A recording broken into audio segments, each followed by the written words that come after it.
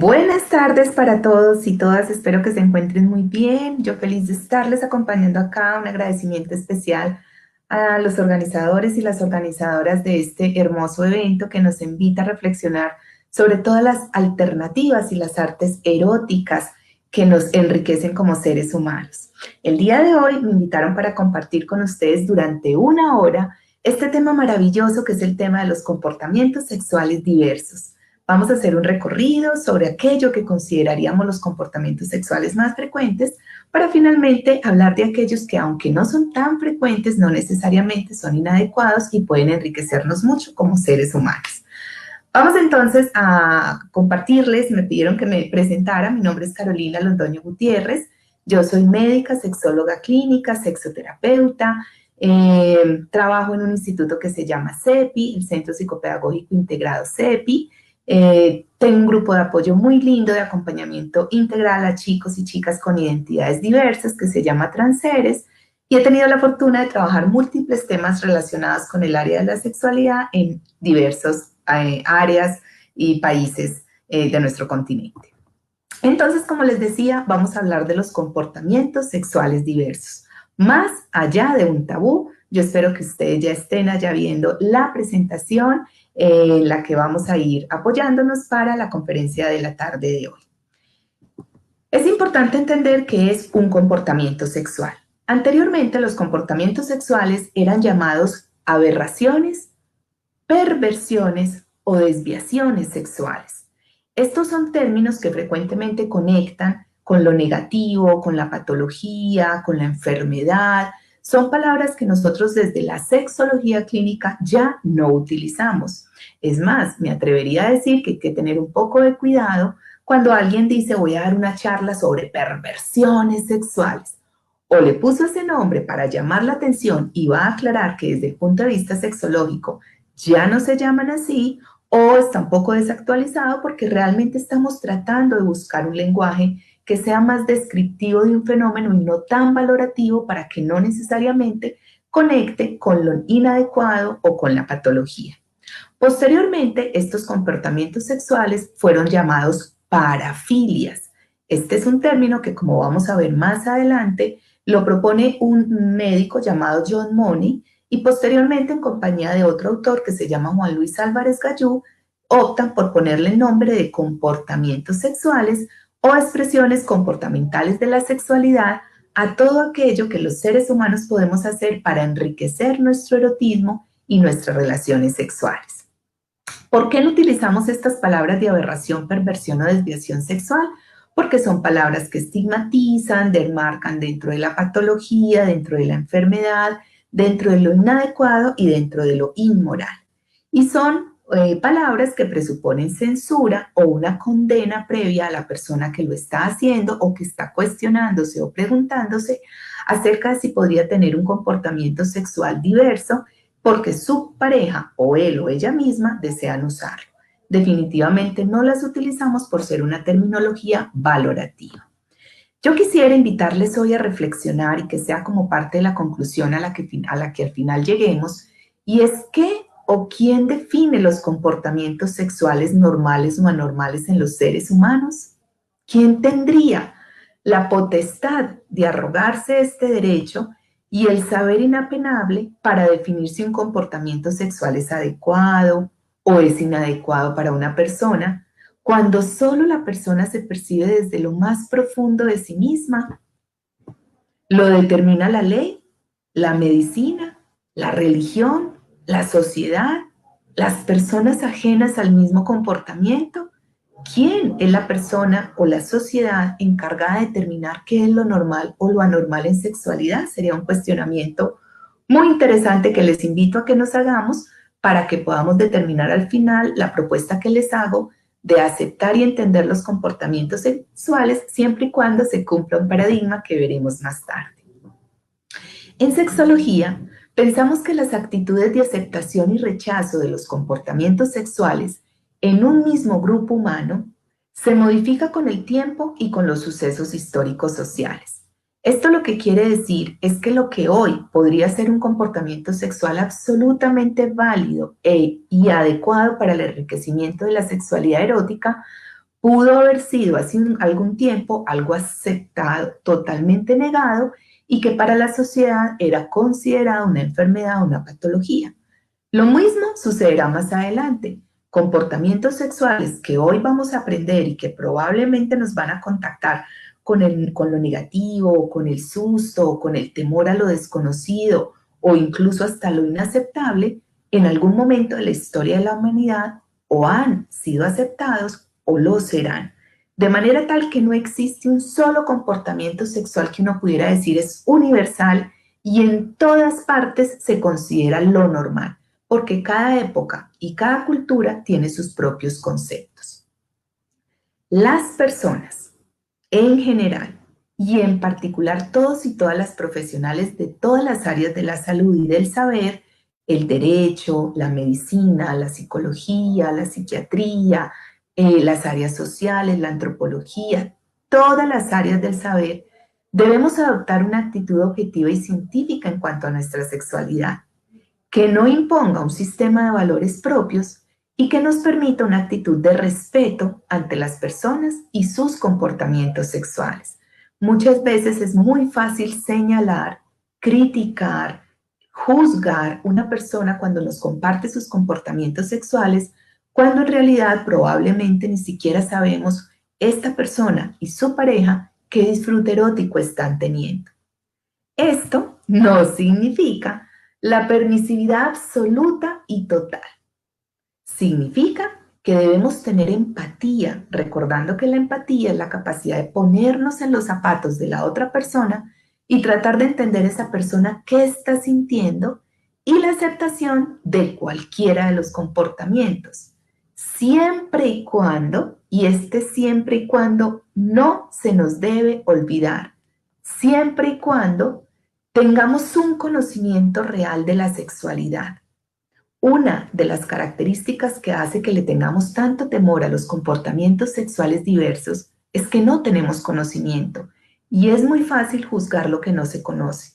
Incluso es lógico suponer que a uno no le hace falta lo que no conoce, y es la razón del por qué muchas personas no se dan el permiso de utilizar ciertos comportamientos sexuales para enriquecer su vida sexual. Sin embargo, también es importante entender que no se deben hacer prejuicios ni señalamientos, ni debemos dañar a otras personas, a nosotros mismos o a un tercero con nuestros comportamientos sexuales. Entonces, repito, en sexualidad todo se vale, todo, y pongan ahí todo lo que se les ocurra, todo, siempre y cuando con el comportamiento sexual no le hagamos daño a un tercero, no nos lo hagamos a nosotros mismos y no le hagamos daño a la persona con la que estamos compartiendo este comportamiento sexual, lo cual significa que no es la permisividad absoluta y total. Sí existen unos criterios para determinar cuando un comportamiento sexual empieza a afectar a la persona, a la pareja o a la relación, afecta a un tercero, se convierte en una patología y se requiere tratamiento. ¿Qué significa de entender que el paradigma de la sexualidad se debe mantener? Que todo se vale siempre y cuando no se le obligue a nadie a hacer algo que no quiera. No estemos en contra de la voluntad de los y las participantes en el comportamiento sexual y no nos aprovechemos del desconocimiento, la inconsciencia o la discapacidad de otra persona para obligarle a hacer algo que no desee. ¿Esto qué involucra? Involucra animales, niños o niñas, personas ancianas, personas con discapacidad u otro tipo de circunstancias donde la persona no pueda tomar decisiones por sí misma y este paradigma se vea afectado. Si este paradigma se cumple y el comportamiento que las personas que estamos involucradas en el encuentro sexual tenemos conocimiento, lo hacemos con voluntad, lo hacemos con deseo, no nos obligan y queremos compartirlo, se vale. Partiendo de ese principio, entonces hoy vamos a hablar de un tema maravilloso y es el tema de las expresiones comportamentales de la sexualidad. Hemos decidido con los y las organizadoras que ustedes nos pueden escribir a través del chat, a través del Facebook Live, las preguntas que tengan para que al final de la charla les demos respuesta y no interrumpamos como el hilo conductor de la actividad que estamos haciendo hoy. pero la idea es podérselas responder todas al final. Macari fue un autor que empezó a trabajar muchísimo el tema de los comportamientos sexuales y él le puso el nombre de variantes de la sexualidad, un término que no fue muy acogido por las sociedades científicas porque cuando tú hablas de variantes estás diciendo que es algo que se sale como del camino, como de la situación adecuada y ya de entrada conecta también con lo negativo. Les compartía que John Money fue el que propuso el término de parafilias, término que fue acuñado por la medicina y por la psiquiatría para definir un comportamiento sexual que ya se convierte en una enfermedad. Posteriormente viene Álvarez Gallú, gran amigo de John Money, y Juan Luis Álvarez Gallú con John Money llegan a la conclusión de que las parafilias son una forma del comportamiento sexual cuando ya éste genera patología. Por lo tanto, no todo comportamiento sexual es una parafilia y algunas parafilias son enfermedades que requieren tratamiento. El término expresiones comportamentales de la sexualidad es una definición más amplia, descriptiva, más objetiva, no valorativa y que abarca aspectos tanto eróticos como no eróticos de los comportamientos sexuales. Ya vamos a ver esto qué significa. Juan Luis Álvarez Gallú se ideó un instrumento que utilizamos tanto en la sexoterapia como en los procesos de investigación que se llama el expresiograma de la sexualidad. Es un instrumento que nos ayuda a medir cuáles son los comportamientos sexuales que las personas de una comunidad están teniendo y estos comportamientos, ¿cómo los están utilizando? Los están utilizando con la finalidad de excitarse y tener un orgasmo o lo están utilizando con la finalidad de tener un placer que no necesariamente les lleve a excitarse o a tener un orgasmo. Después de hacer múltiples investigaciones con este instrumento, que tiene una indudable utilidad clínica para ubicar a las personas que nos consultan en si sus comportamientos requieren o no tratamiento y que además ayuda para el análisis y la introspección de las personas que lo hacen, el doctor Álvarez Gallú y su equipo de trabajo llegó a la conclusión de que, en últimas, casi todos los seres humanos tenemos la posibilidad de tener todas las expresiones comportamentales de la sexualidad, sea a nivel erótico o sea a nivel no erótico, y que en la medida en que nos demos el permiso de utilizar más comportamientos sexuales, nuestros encuentros sexuales serán más satisfactorios. En última, lo que les estoy diciendo es, cuando nos damos el permiso de involucrar en nuestros encuentros sexuales no solo uno, dos o tres, sino múltiples comportamientos sexuales de los que vamos a ver hoy en la charla, nuestra sexualidad se puede enriquecer muchísimo, siempre y cuando se cumpla el paradigma del que les hablé al principio.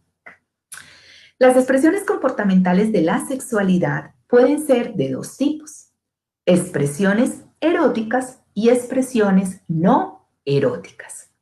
¿Qué es un comportamiento sexual de tipo no erótico? Es un comportamiento sexual que nos lleva al placer, pero no necesariamente es un placer que nos lleve a excitarnos o a tener un orgasmo. Este es uno de los paradigmas que quiero que hoy aprendamos a transformar durante esta sesión, porque en términos generales los seres humanos estamos acostumbrados a creer que la palabra sexual necesariamente conecta con la excitación y con el orgasmo, y no es así. Más bien aprendamos hoy que la palabra sexual conecta con el placer. Ese placer puede ser de tipo erótico o puede ser de tipo no erótico. ¿Qué significa el no erótico? Que me genera mucho gusto, pero no necesariamente me excita. Voy a ponerles un ejemplo para que quede un poco más claro. Si ustedes a mí me dijeran, Doc, es que a mí me encanta comer, me fascina bailar, me encanta mi trabajo, todos esos serían comportamientos sexuales de tipo no erótico. Pero ¿por qué sexual? Porque ya estamos aprendiendo que la palabra sexual conecta con el placer. Si tú me dices, me aterra hacer ejercicio, no me gusta mi trabajo, no quiero comer, entonces ya dejarían de ser comportamientos sexuales. Los comportamientos sexuales no eróticos pueden tener tres subniveles. No lo tengo a nivel mínimo o lo tengo a nivel acentuado. ¿Qué quiere decir eso? Pongamos un ejemplo. Alguien me podría decir, Doc, a mí me encanta ver películas en Netflix. Me quedo todo el fin de semana viendo una serie en Netflix. Cuando yo veo estas películas, paso súper rico, me encanta, pero yo no me estoy excitando. Como lo hago mucho, mucho, mucho, entonces podríamos decir que ese es un comportamiento sexual no erótico acentuado. Si yo dijera de vez en cuando veo una película, podría ser un comportamiento sexual de tipo no erótico mínimo. Y si yo dijera, me aterra ver televisión, me aterra ver películas, no me gusta gastar tiempo viendo películas, entonces diría que ese comportamiento sexual a nivel no erótico no lo tengo. El mismo comportamiento puede estar a nivel erótico. ¿Qué quiere decir que un comportamiento sexual sea a nivel erótico? Que con ese comportamiento estamos buscando un placer, pero sí es un placer que nos lleva a excitarnos y nos lleva a buscar un orgasmo. El nivel erótico también tiene varios subniveles. No lo tengo a nivel de fantasías, lo tengo a nivel mínimo, lo tengo a nivel preferente, lo tengo a nivel predominante o lo tengo a nivel exclusivo. Vamos a poner el mismo ejemplo que pusimos no erótico como si fuera erótico. Desde el punto de vista no erótico, yo les podría decir, me encanta ver películas en Netflix. Ese sería no erótico acentuado. ¿Cómo podría ser ese mismo comportamiento de tipo erótico? Que la persona dijera, yo veo una película, pongámosla por ejemplo una película erótica y yo con eso me excito, yo veo una película porno y con esto me excito. Ese comportamiento sería el mismo comportamiento ver una película, pero de tipo erótico. El nivel erótico también tiene estos subniveles. Voy a poner el ejemplo de cada uno para que quede claro. Alguien pudiera decir, a mí no me gusta ver pornografía, pero me encanta ver películas en Netflix. Entonces tendría ese comportamiento para que vayamos aprendiendo palabras que se llama escoptofilia, gusto o placer por ver imágenes en movimiento. Yo tendría una escoptofilia de tipo no erótico acentuada porque me encanta ver películas. Y tendría la escoptofilia a nivel erótico, no la tengo porque no me gusta ver pornografía. Pero si la persona dijera, ay, yo nunca he visto una película porno, pero a mí me encantaría verla, imaginármelo me excita, sería una escoptofilia erótica a nivel de fantasía.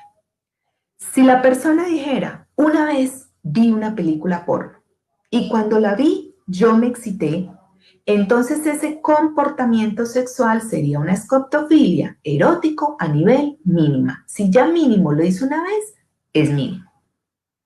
Si la persona dice, ocasionalmente veo una película porno, ocasionalmente, entonces sería preferente. Si la persona dice, casi siempre, para poderme excitar, tengo que ver una película porno, entonces sería predominante. Y si la persona dice, la única forma en que yo logro excitarme es viendo una película porno, entonces sería exclusivo. Como ven, hay varios subniveles. Nosotros en sexología clínica los utilizamos con fines de acompañamiento terapéutico y para poder determinar si la persona requiere o no un tratamiento dependiendo de su comportamiento sexual. Pero no quiero que se me vayan a quedar con la idea de que si es exclusiva es patología y si es a nivel mínimo no lo es, porque no es la frecuencia lo que determina si un comportamiento sexual es una enfermedad y requiere tratamiento o si es un comportamiento sexual que está enriqueciendo a la persona. Me explico. Si una persona dice, doctora, es que nosotros con mi pareja siempre, siempre, siempre usamos unas tangas rojas. Tenemos colección de tangas rojas. Nos encanta que ella se ponga tangas rojas todo el tiempo. Es lo primero que empacamos para irnos a un paseo. Ese comportamiento sexual sería exclusivo, pero no le está haciendo daño ni a la persona, ni a la pareja, ni a la relación. Los dos están de acuerdo, a los dos les gusta, entonces, aunque sea exclusivo, no requiere tratamiento.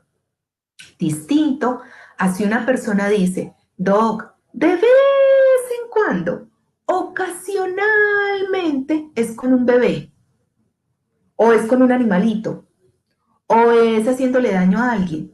No porque sea ocasional, no es un problema, porque en el momento en que el paradigma se rompa y le hagas daño a tu persona, a un tercero, a tu pareja, a la relación, o el comportamiento de alguna manera te haga daño, entonces ese comportamiento inmediatamente se convierte en una parafilia o en un comportamiento que requiere tratamiento. Espero con esto haberles dado un poco de claridad, porque lo que vamos a hacer después es coger cada comportamiento sexual y entender que cada uno de ellos puede estar a cualquiera de estos niveles.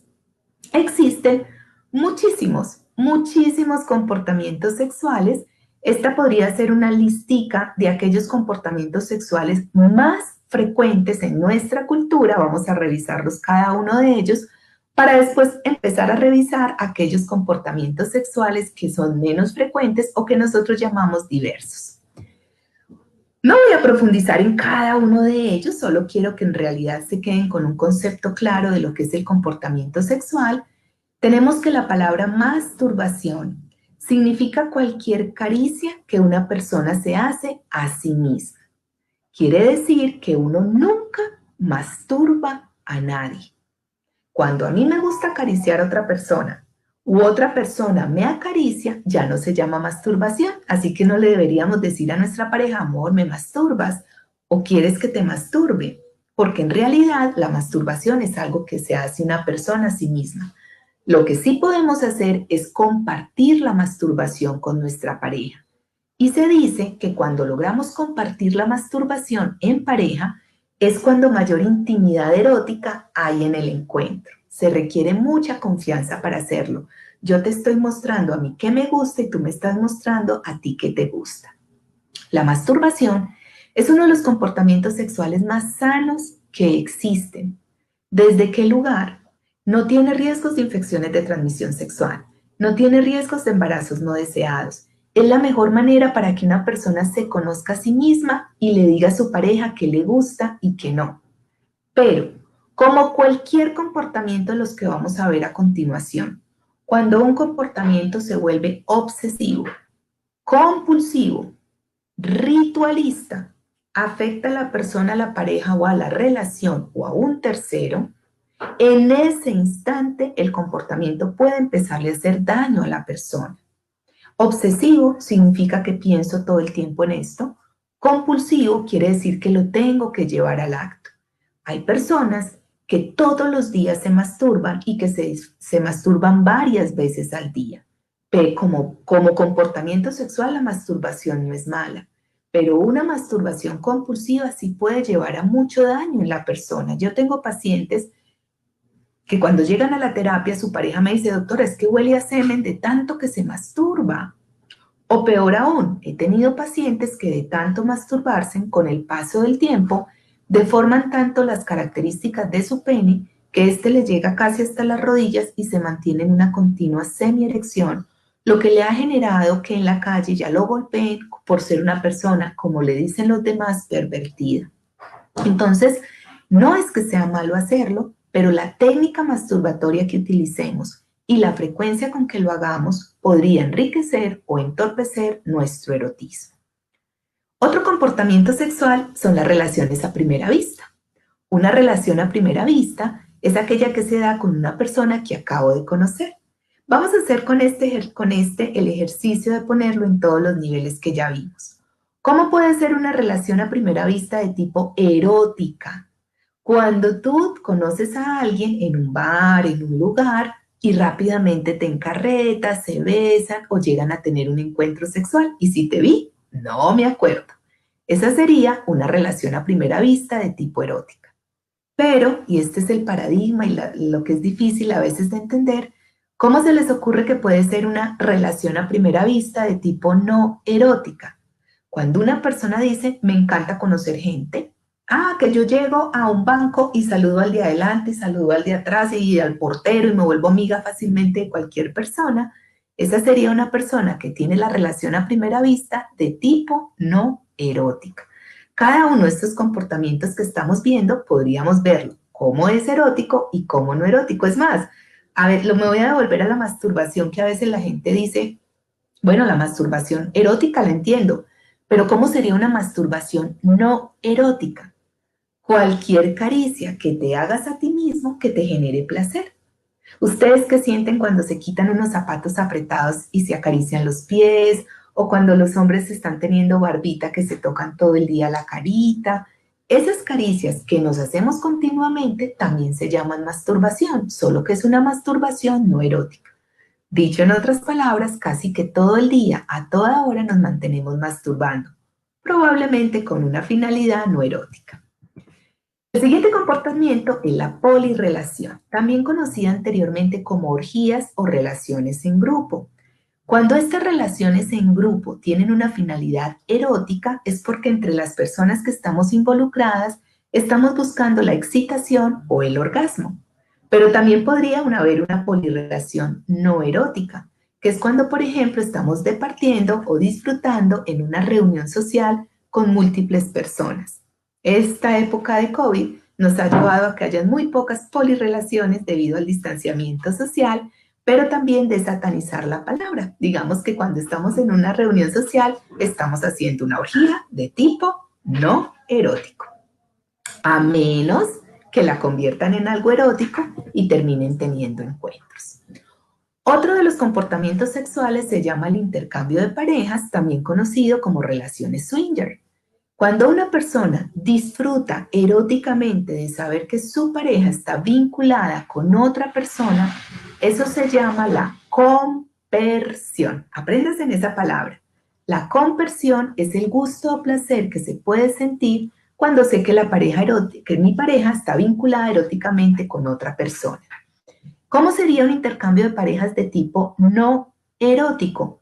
Cuando salimos a una rumba con nuestros mejores amigos y yo bailo con el amigo de mi amiga y mi amiga baila con mi pareja, bueno, a menos que se estén erotizando, pero si el objetivo es solamente pasar un rato agradable, este sería un intercambio de parejas de tipo no erótico. Vámonos para dos comportamientos muy interesantes, unas palabras que probablemente serán nuevas para ustedes, y es el tema de la tribofilia activa y la tribofilia receptiva. ¿Qué es la tribofilia activa? Es el gusto o placer por acariciar o ser acariciados. En teoría, ustedes le deberían decir a su pareja, amor, me tribofilias, o nos tribofiliamos, y tu pareja, si no estuvo en esta conferencia, te va a decir, ¿qué es eso? Bueno, como es una palabra difícil de recordar, perfectamente nos podemos decir me acaricias o te acaricio. No deberíamos decir, como ya lo aprendimos, te masturbo o me masturbas. Si a mí lo que me gusta es acariciar, tengo una tribofilia activa, y si a mí lo que me gusta es que me acaricien o me besen, tengo una tribofilia receptiva. No se llama pasiva, sino receptiva. Y bueno, vale la pena aclarar que todos estos comportamientos sexuales los podemos tener todas las personas independientemente de la preferencia genérica u orientación sexual, la identidad, el ser cisgénero, el ser transgénero, el ser transexual. Todas las personas podemos tener cualquiera de estos comportamientos sexuales. Pasamos al fetichismo. ¿Qué es el fetichismo? Es el gusto o placer por objetos no vivos. Cualquier objeto que involucremos en el encuentro sexual que nos genere placer es un fetiche. Entonces, fetiche no es solamente el tacón o el juguete sexual o las prendas de cuero. Esos son fetiches. Fetiche también es la tanguita bonita que te pones, el condón, cualquier objeto que involucremos en el encuentro sexual y que tenga como objetivo llevarnos a la excitación o el orgasmo es un fetiche. Pero también existe un fetichismo no erótico. ¿Cómo sería el fetichismo no erótico? La persona que dice, soy un coleccionista, me encanta coleccionar estampillas. Así sea para coger la estampilla y guardarla y no volverla a ver, el placer que le da el objeto. O alguien que diga colecciono relojes o lociones, esa persona tendría un fetichismo de tipo no erótico. Con esto lo que les quiero mostrar es que a veces le tenemos mucho miedo a las palabras y el objetivo es desatanizar las palabras para que no les tengamos miedo. Otro comportamiento sexual es la travestidad. La travestidad, que seguramente ustedes han escuchado como travestismo, hoy se llama travestidad, es el gusto o placer por utilizar prendas o comportamientos socialmente asignados al otro género. Si durante el encuentro sexual tu pareja utiliza, supongamos que mi pareja fuese un hombre y él utilice unas tangas mías o yo me ponga su corbata o su camisa, en ese instante estaríamos teniendo una travestidad fetichista con el ánimo de tener excitación u un orgasmo. Hay personas que utilizan una travestidad completa. Entonces, a la hora de hacer el amor con su pareja, él hace un cambio totalmente físico y asume un rol muy femenino. Es importante que desatanicemos el tema creyendo que todas las personas que utilizan la travestidad fetichista son homosexuales porque no tiene nada que ver con la preferencia genérica de las personas. Una persona siendo hombre puede disfrutar enormemente de vestirse de mujer durante el encuentro sexual o durante la masturbación y no necesariamente por esto es una persona homosexual.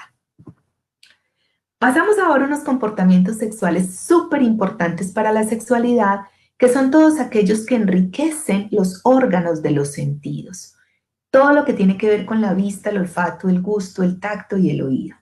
La rinofilia es el gusto o placer por los olores. Hay personas que son demasiado exigentes con los olores, sea porque les gustan muy fuertes o sea porque les desconectan durante el encuentro sexual. ¿Cómo sería una rinofilia no erótica? La persona que conoce olores, conoce perfumes o es muy sensible en el sentido del olfato. La rinofilia erótica es cuando esos olores se llevan al encuentro sexual para generar excitación o desencadenar un orgasmo.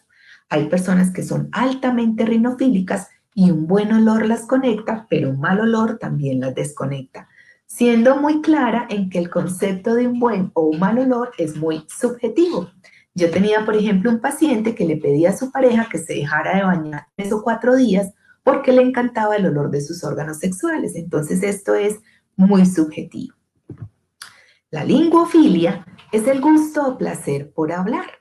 ¿Qué sería una linguofilia erótica? La persona que disfruta hablando de erotismo o durante el encuentro sexual diciéndose en cosas que les genere pasión, que les genere excitación, que les active el deseo o, discúlpenme la palabra, que durante el encuentro sexual alguien dirá, ay, a mí me encanta que me diga que me ama, que me desea, pero también habrá personas que dicen, ay, a mí me gusta que me diga perra, puta. Cada persona tiene deseos distintos, entonces a la persona que le gusta decirlo tiene una linguofilia y a la persona que le gusta escucharlo tiene una audiofilia. La linguofilia también puede ser de tipo no erótica, una persona que le guste hablar, un docente, un conferenciante, es una persona que tiene que tener una linguofilia de tipo no erótica, pero ese comportamiento llevado a lo erótico para algunas personas es muy excitante. Sin embargo, hay personas que les gusta hablar mucho y hay otras a las que no les gusta que les hablen, entonces ahí podemos encontrar una disritmia en el encuentro sexual porque hay personas que no son audiofílicas y que si les empiezan a hablar se desconectan. La audiofilia es el gusto por los sonidos. Ahora, no necesariamente por la palabra. Es la persona que le gusta poner una musiquita erótica o poner un fondo musical determinado. Nuevamente es muy subjetivo. Habrá a quienes les guste poner música tántrica y Kama Sutra y habrá a quienes les gusta poner un grito mexicano o una música romántica. Entre gustos no hay disgustos, pero el objetivo es utilizar el sentido del oído para incrementar el erotismo. ¿Y qué tal esta? La gastrofilia. Gusto o placer por la comida. Queda clarísimo en esta gráfica que esta es una gastrofilia de tipo no erótico. Pero también podríamos tener una gastrofilia de tipo erótico, cuando hacemos una cenita erótica para el encuentro sexual, o nos tomamos una copita de vino mientras hacemos el amor, o le untamos a nuestra pareja en todo su cuerpo crema chantilly, se lo quitamos con nuestros labios, o mantequilla de maní si son diabéticos, pero ¿cómo estamos estimulando el sentido del gusto durante el encuentro sexual? Hay muchos productos de cosmética sexual diseñados específicamente para estimular el olfato, la rinofilia y la gastrofilia con el sentido del gusto. Este otro comportamiento es muy interesante y es la grafofilia. Es el gusto o placer por pintar o escribir. Tenemos aquí un claro ejemplo de una grafofilia de tipo no erótica, un pintor, un escritor. Son personas que tienen grafofilia de tipo no erótica. Pero ¿cómo podría ser una grafofilia de tipo erótica? Cuando tú con un pincel haces una obra de arte con una crema de chocolate en el cuerpo desnudo de tu pareja y luego te la comes o se la escurres por todo el cuerpo. Ese acto de dibujar o escribir en el cuerpo de tu pareja sería una grafofilia. También pintar desnudos y generar excitación con esto o escribir literatura erótica y que con esta literatura te excites. La logofilia es el gusto por leer. Literatura erótica que me excite sería de tipo erótico y simplemente el gusto por leer sería una logofilia de tipo no erótico. La iconofilia es el gusto por ver imágenes quietas. ¿Cómo sería una iconofilia no erótica? La persona que disfruta de ir a museos, de ver cuadros. ¿Cómo sería una iconofilia de tipo erótica? Cuando vemos revistas pornográficas, cuando vemos fotografías o cuando vemos fotos que nos envían por el chat. Si fuesen películas e imágenes en movimiento, sería una escoptofilia. Si fuesen imágenes quietas, sería una iconofilia. El gusto por ver material sexualmente explícito se llama escoptofilia, que es el gusto por ver pornografía.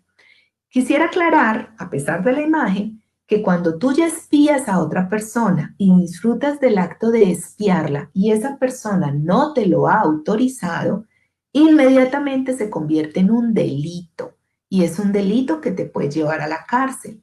Pero si tú estás en un espacio donde se permite que espíes a otras personas, entonces es un comportamiento sexual que a la persona la puede enriquecer. Hay que tener cuidado porque yo no puedo justificar un comportamiento que se convierta en un delito como si fuera una expresión comportamental de la sexualidad. El exhibicionismo, el gusto por exhibir el cuerpo, también es un delito en nuestra cultura. La ley dice que nosotros no podemos obligar a ver a alguien algo que no lo desee, pero sí hay espacios públicos específicamente diseñados para que la persona pueda exhibirse y pueda ser vista y se excita cuando la miran. En esos espacios específicamente diseñados no hay problema con que la persona pueda ejercer este comportamiento sexual. Pero si lo hace en un lugar donde no está autorizado, se convierte en un delito. ¿Cómo sería un exhibicionismo de tipo no erótico? La persona que disfruta exhibiéndose, un actor, una actriz, una persona que gana muchos trofeos, es una persona que tiene un exhibicionismo de tipo no erótico acentuado. Tenemos la fobofilia, que es el gusto o placer por el riesgo. Una zoofilia de tipo no erótico es un deporte extremo, meter todo el dinero en la bolsa y ver cómo se comporta la bolsa ese día y si no perdí dinero y si gané. Eso es una fobofilia de tipo no erótica.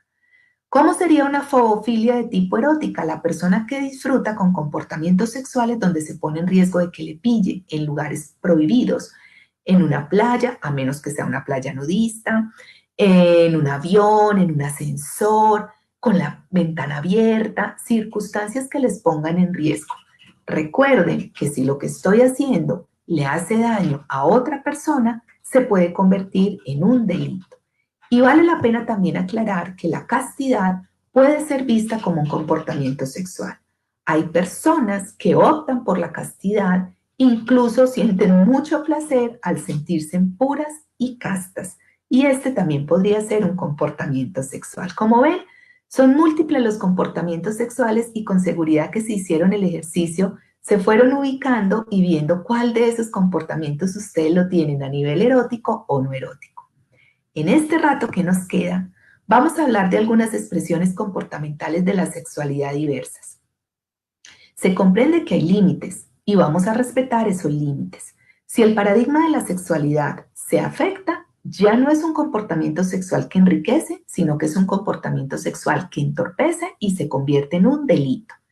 He de aclararles que vamos a ver en algunos de esos comportamientos sexuales algunas imágenes fuertes que no se están presentando con el ánimo de generar un malestar en quienes nos están acompañando hoy, sino en conocer lo que existe, porque el desconocimiento no nos exime de entender que hay personas a las que estos comportamientos sí les pueden generar placer. Vamos a empezar con uno muy controvertido por el desconocimiento del significado real de la palabra, y es la paidofilia. También conocido por muchos como pedofilia, realmente el concepto, recordemos que la palabra filia, y lo hemos visto a lo largo de toda esta actividad, no significa enfermedad, sino que se llama gusto por. Gastrofilia, gusto por la comida. Logofilia, gusto por la lectura. Audiofilia, gusto por los sonidos. La paudiofilia es el gusto o placer por relacionarse con personas menores con una diferencia de 15 años. Si la diferencia de 15 años hace que la persona tenga menos de 14 o en algunas sociedades menos de 18, inmediatamente esto se convierte en un delito. Una persona no puede justificar que es que la niña fue la que me buscó. Yo he tenido casos donde las niñas dicen, yo fui la que me le metí en la cama, yo fui la que lo busqué. Quien debió haber dicho que no fue la persona adulta. Pero yo quiero que desatanicemos la palabra. La paidofilia es tener una relación con alguien que tenga 15 años menores a la edad de quien lo está haciendo. Si una persona tiene 60 años y su pareja tiene 45 o menos, también es una paidofilia y no necesariamente es un delito. Entonces, tengamos eso en cuenta, porque también ocurre al revés. Si la persona con la que me estoy vinculando tiene 15 años más a la edad que yo tengo, se llama una gerontofilia. Si yo tengo 25 años y mi pareja tiene 50, entonces tengo una gerontofilia. Si cuando yo sumo 15 años, esa persona tiene una edad en la que ya no puede tomar decisiones, en la que tiene un Alzheimer, en la que tiene una discapacidad, entonces ya se podría convertir en un delito. Otro comportamiento sexual extraño es el tema de la necrofilia. La necrofilia es el gusto por los ritos fúnebres y por todo lo relacionado con la muerte. ¿Cómo sería una necrofilia de tipo no erótico? Pues la persona que se va al cementerio, que va a todos los velorios, que disfruta con el ritual de la muerte. Muchas viejitas que no se pierden velorio porque disfrutan de este ritual. Nosotros tenemos una cultura altamente necrofílica, velamos a nuestros muertos. México es una cultura necrofílica, hace la celebración del Día de Muertos que acaba de pasar esta semana. Pero ¿cómo sería una necrofilia erótica? Cuando el gusto o placer se obtiene con ritos fúnebres o con cadáveres. En nuestra cultura es un delito, porque si tú tienes una relación con un cadáver, la familia es la dueña del cadáver y te puedes ir para la cárcel. Pero también hay un tipo de necrofilia erótica que no es un delito, y es, por ejemplo, cuando Dios no lo quiera, tu pareja ha fallecido y tú te excitas pensando en él o en ella. Esa es una forma de necrofilia erótica que no es un delito. Tenemos el masoquismo, que va muy de la mano con el sadismo. El masoquismo es el gusto por sentir dolor y el sadismo es el gusto por infligir dolor. Algunas veces van de la mano, hay personas que son al mismo tiempo sadomasoquistas o relaciones de pareja donde uno es sádico y el otro es masoquista. Quiero también hacer énfasis en que, si bien es cierto, en muchas personas a las que les gusta el dolor, en el momento en que esta actividad erótica ya daña a la persona o realmente le genera una circunstancia médica que pone en riesgo su vida, deja de ser un comportamiento sexual y se convierte en un delito. Y la otra característica que también quiero resaltar del comportamiento sadomasoquista es que no necesariamente el objetivo es que haya un dolor físico, sino que también a veces el objetivo es que haya un sentimiento de vejación o de humillación, que es lo que a uno u otro le genera placer. A uno sentir que tiene poder sobre el otro y al otro sentirse dominado o vejado por su pareja. La utilización de cera caliente también ha sido un comportamiento sexual en el que se considera un comportamiento sadomasoquista, tanto para quien lo hace como para quien lo recibe. ¿Cómo sería una utilización de cera caliente erótica? La utilización de las velitas que se calientan y esa cerita se utiliza para generar una sensación. Es importante aclarar que no es una cera cualquiera, no es una vela cualquiera, sino que son unas velitas especiales para el erotismo. Pero hay personas que sí utilizan la cera de algunas velas no convencionales o convencionales, pues las velas común y corriente, que pueden llegar a quemar la piel de las personas. Otro comportamiento sexual es el tema de la zoofilia, el gusto por los animales, el placer que se puede obtener de utilizar animalitos para el encuentro sexual o para el placer sexual. Algunas personas utilizan la zoofilia de tipo erótica, en cuyo caso es un delito, porque la Sociedad Protectora de Animales cuida a los animalitos. Pero les cuento un caso, bueno, pasé rápidamente la imagen porque no quiero que como estamos en Facebook nos vayan a, a censar y nos quiten la presentación, pero sí quería contarles el caso, por ejemplo, de una niña que de un día para otro descubrió que cuando su perrito le lamía los dedos de los pies, ella se excitaba. Y ella estaba sola y no tenía pareja y su comportamiento sexual era que el perrito le lamiera los pies para ella excitarse. Entonces, es poner en una balanza cuándo es un delito y cuándo no. Tenemos otros dos comportamientos que son la urofilia, que es el gusto o placer por la orina, también conocido como la lluvia dorada. Recordemos que la orina es un fluido corporal y por lo tanto tiene todos los riesgos que implica compartir fluidos corporales con nuestra pareja, pero no podemos negar que hay personas que disfrutan mucho no solo del hecho de que les orinen encima o de orinarse, sino de ver a su pareja orinar y esto también les excita. ¿Cómo sería una urofilia de tipo no erótico para que desatanicemos las palabras? La urofilia no erótica es cuando ustedes van al baño con muchas ganas de orinar y orinan. Esa es una urofilia no erótica. Sienten placer, pero no se están excitando.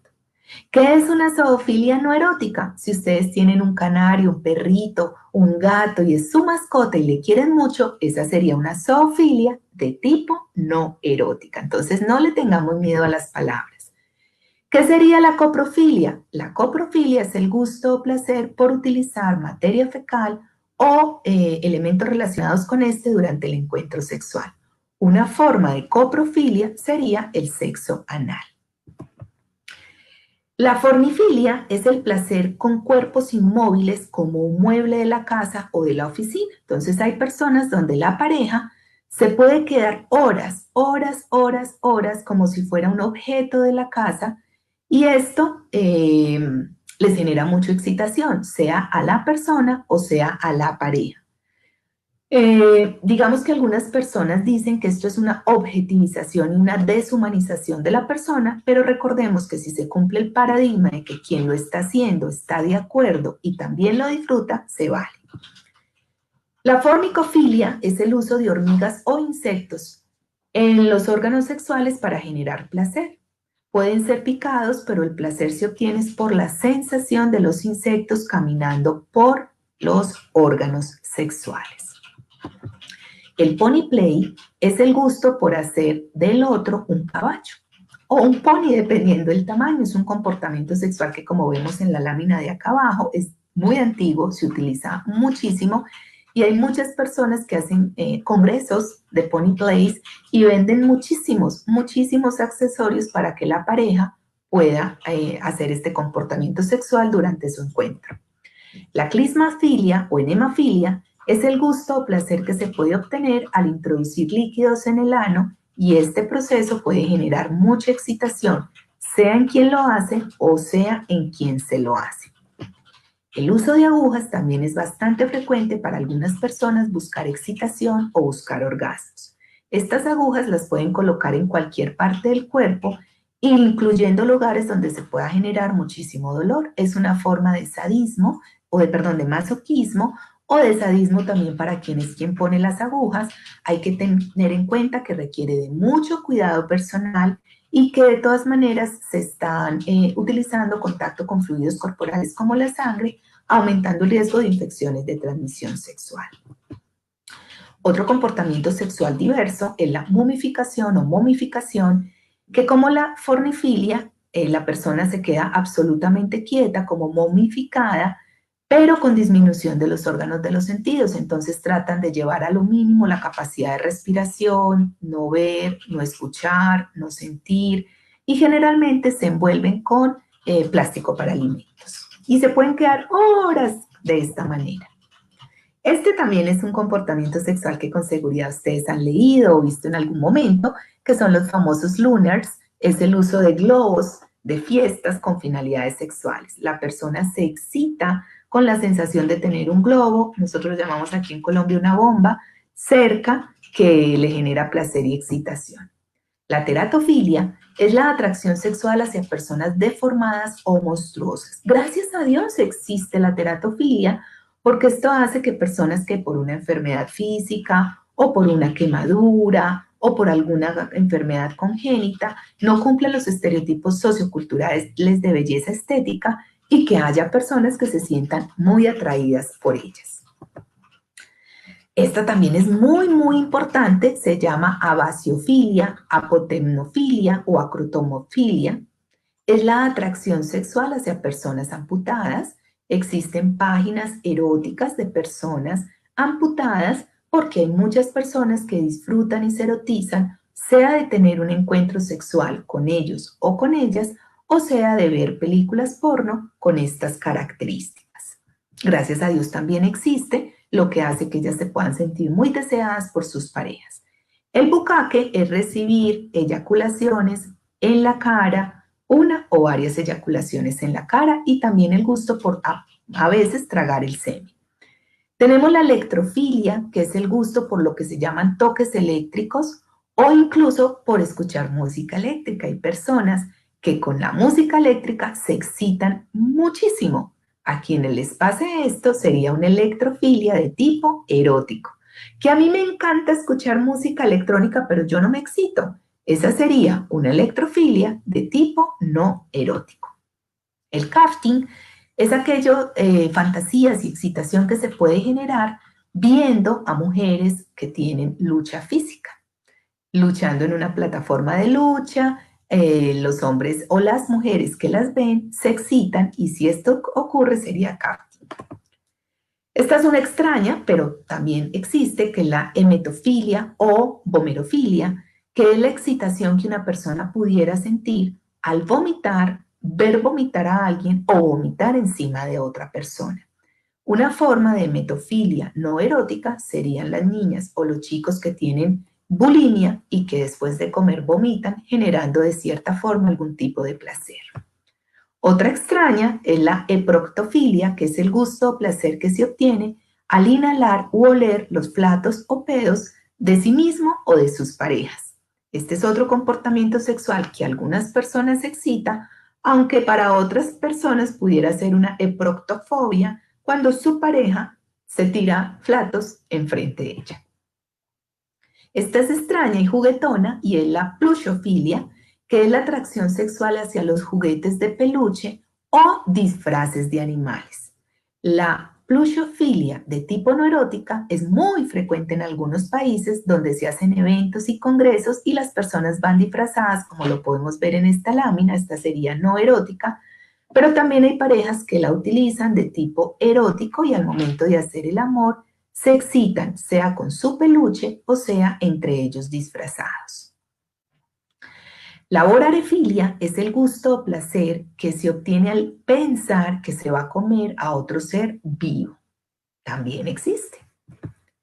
Este es un comportamiento también frecuente y existen muchas páginas en internet de tipo venta de material sexualmente explícito o pornográfico, que se llama el Natural Body Magic o separación del cuerpo natural. Evidentemente son montajes, pero hay personas que se excitan enormemente al fantasear con personas cortadas o desmontadas en varias partes.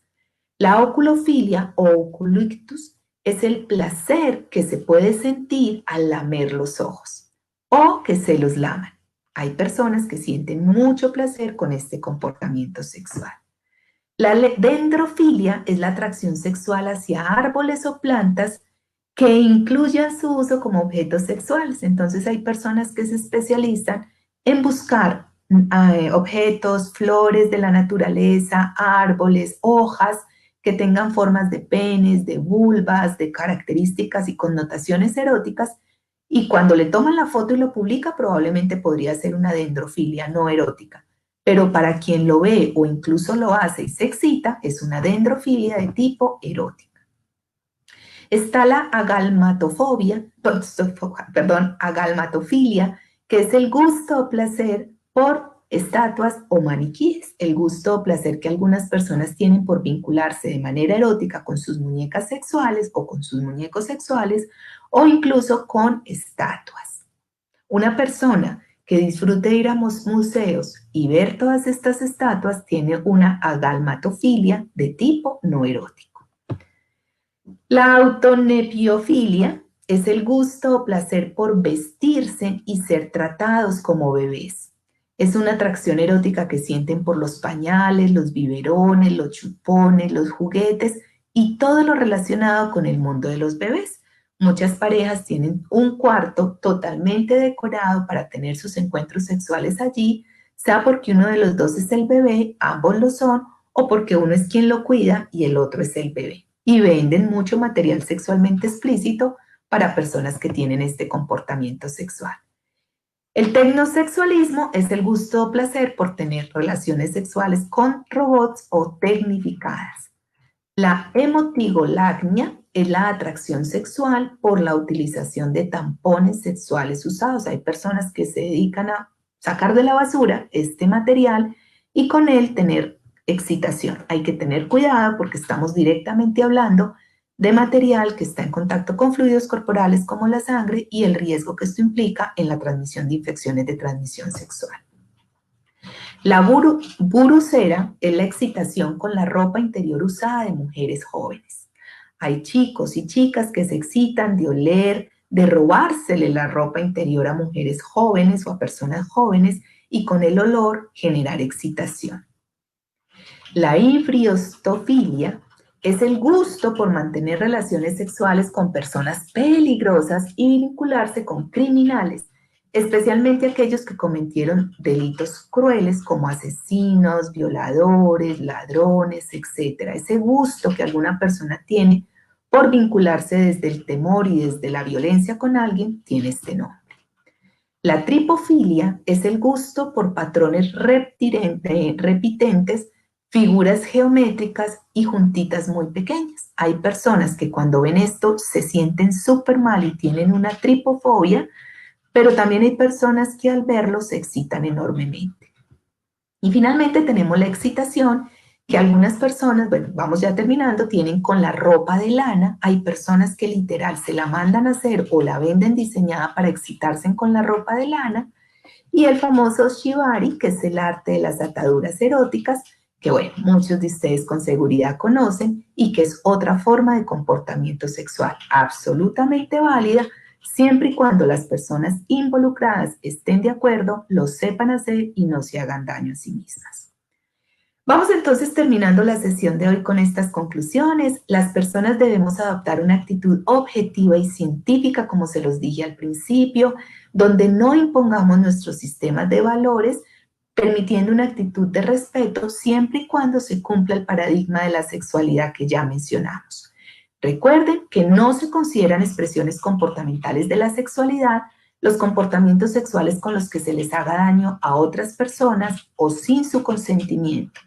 El tratamiento de un comportamiento sexual cuando adquiere la connotación de parafilia, es decir, obsesivo, compulsivo, ritualista, que afecte a la persona, a la pareja o a la relación y que le haga daño a un tercero o a sí mismo, en ese caso se requiere tratamiento independientemente de si es mínimo, acentuado, de si es exclusivo, preferente o predominante.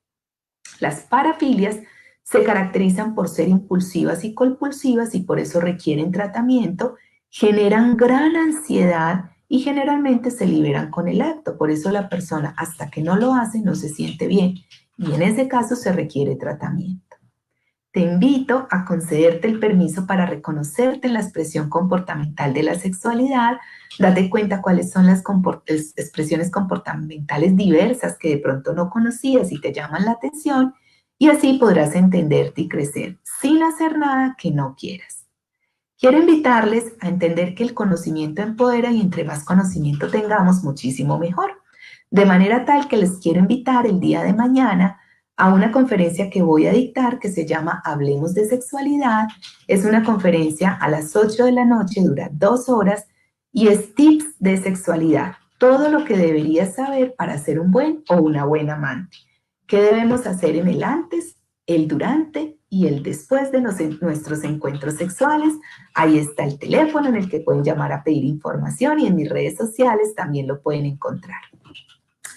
Con esto termino, espero que les haya gustado, no sé si tienen dudas o inquietudes, los organizadores nos lo podrán decir en un ratito, pero quiero agradecerles muchísimo la invitación, ha sido con mucho amor que les he preparado la información del día de hoy. Recuerden que mi nombre es Carolina Londoño Gutiérrez, me pueden encontrar en Facebook como @carolinaterapeuta, en Instagram como CEPI Colombia, donde está la información de todas nuestras actividades, y pueden ver muchísima más de esta información en mi canal de YouTube, Carolina Londoño Gutiérrez.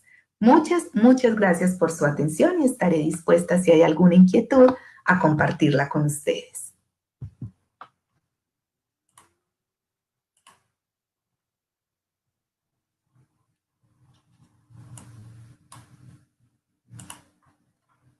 Bueno, por aquí nos están diciendo la infidelidad o esa necesidad de engañar cuando se hace un acuerdo sabiendo que esto va a generar daño es una patología. Sí se podría considerar una patología, sí, porque se está rompiendo el paradigma de la sexualidad. También hay que entender que muchas veces la infidelidad que se hace de manera repetitiva, continua y haciéndole daño a otra persona es porque se tiene una lealtad inconsciente hacia un ancestro y que hasta que la persona no trabaje en su propia autoestima y en su miedo al compromiso es probable que lo sigan haciendo. Entonces, esperemos a que de verdad la persona que sea infiel pues pueda buscar ayuda y pueda solucionarlo.